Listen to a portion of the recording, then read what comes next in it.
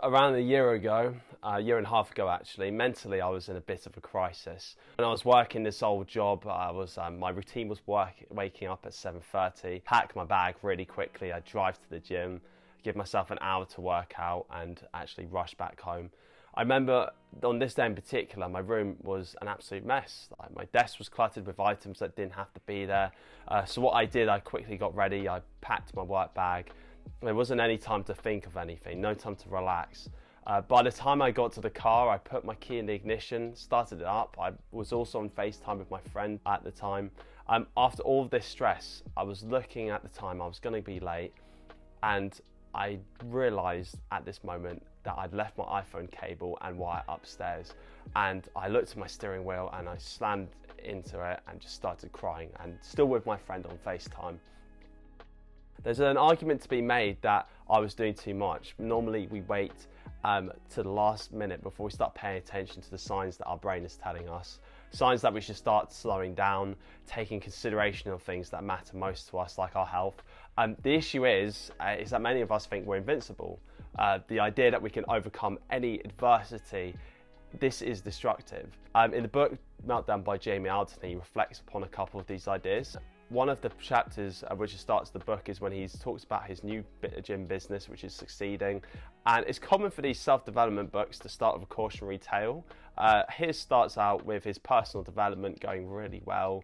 He boasts upon his pride in becoming an Amazon best-selling author from his previous book. But around the time Christmas happened this year in 2016, this is a time when most people are reflecting upon what they achieved. He's actually achieved a lot, but he recognises that he feels bad because he wasn't paying attention to people that he was doing it for. So he starts drinking, he started getting into arguments with his wife, and then he moved out from his wife and child to try and figure out and isolate these feelings and why they felt this way.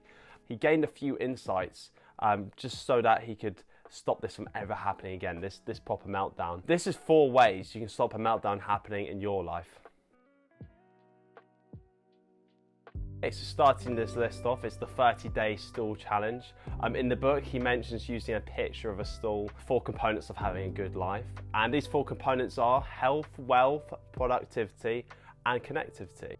Health is obvious. This is stuff that you eat and also what you also drink. Wealth is also the return on maybe your business income or your income versus your expenses. Productivity is your ability to get things done in a time efficient way. And connectivity is how present you are with people around you. Like, do you reach out to your family? Are you just focusing on work commitments but not, reaching out to your parents? So taking a moment to acknowledge each one of these parts is actually what's crucial. Doing this for 30 days is where you can actually truly see the impact these changes actually have. Now this brings us on to the next one, and this is Phone Swap Thursdays. In this day and age, I would probably say we are over-connected. When I was 13, we only had Facebook, and the only social media you'd be using on a regular basis was just that. No smartphones really existed. You would log into your account on your computer. Maybe your mates would do something silly on your account when you're not looking. But of course nowadays we have Instagram, there's like TikTok, and there's YouTube, and there's Snapchat. That's just to name a couple. All of these social network demands on your time, they're continually being added. And of course, jobs have become even more ridiculous. You know, the addition of the fact that you're probably going to be added to group chats on WhatsApp now, for example. You're probably saying, well, what can you do? Jamie's recommendation is that you have to be disciplined in not checking your phone. We have to acknowledge that it exists because not having a phone in this day and age is crazy. So what he recommends is that you have either an emergency phone with no apps on it, which is completely like the most basic one you can get, like one of those old Nokia phones. To be fair, I think this is a good point, but what I've resorted to is maybe just checking my phone at least like 5 to 10 times a day. I usually put it on do not disturb mode, which is why I'm literally absolute pain to get a hold of sometimes. This is actually quite good because it's like you're being more present. Like, you don't constantly have this itch that you want to scratch and always like check your phone and be up to date on stuff that doesn't really matter. So it's a good way to stay present. And this brings us on to the next point. This is the cold shower challenge.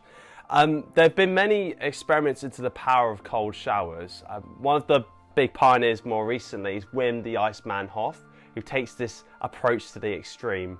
He submerges himself in sub-zero temperatures on land and in cold waters, which in some instances has earned him world records, which is pretty cool. He has said quite famously, if we always choose comfort, we never learn the deepest capabilities of the mind or body. I think that's a big part of personal growth, is doing things that make you slightly uncomfortable, like starting conversations with strangers, making difficult choices like starting that project instead of watching TV. In my experience, the easier the choice, the less benefit it has to you in the long run, which is, that is a big thing. But that said, most of us probably don't have the time to be in cold mountains or dip into like freezing lakes.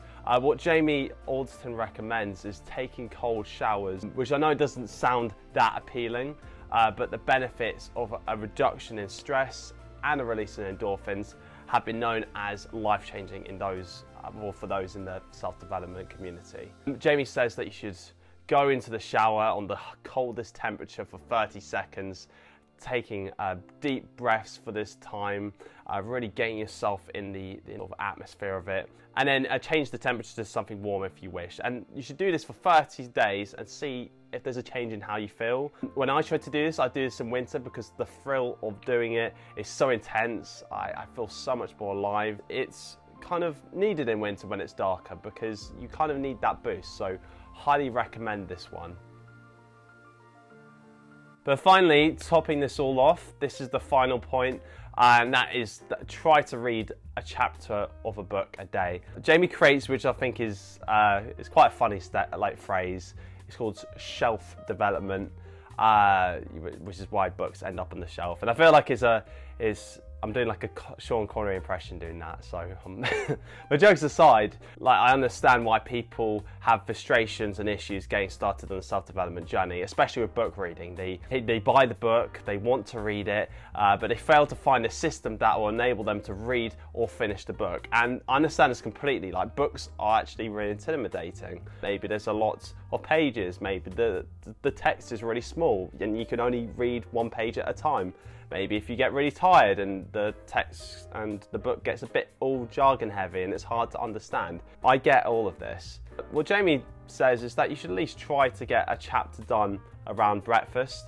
When you might be tempted just to go on your phone, maybe just do at least one chapter of the book. In my experience, a chapter of a book is around 10 to 15 minutes long, which, let's be fair, everyone's got 10 to 15 minutes. At the moment, if I want to get stuck into a book, I'll just put a timer on my phone for a small period of time, and I don't do anything but read until the timer goes off. And there's nothing more satisfying, in my experience, than when you get like stuck into a book. It's not that cool to be like getting stuck into Netflix nowadays, now that I think about it. Unless you want to talk to people in like a water cooler conversation type of way. But there's no sense of internal pride. It's almost an insult to your attention span if you don't commit to things for like a good period of time and concentrate. That's all.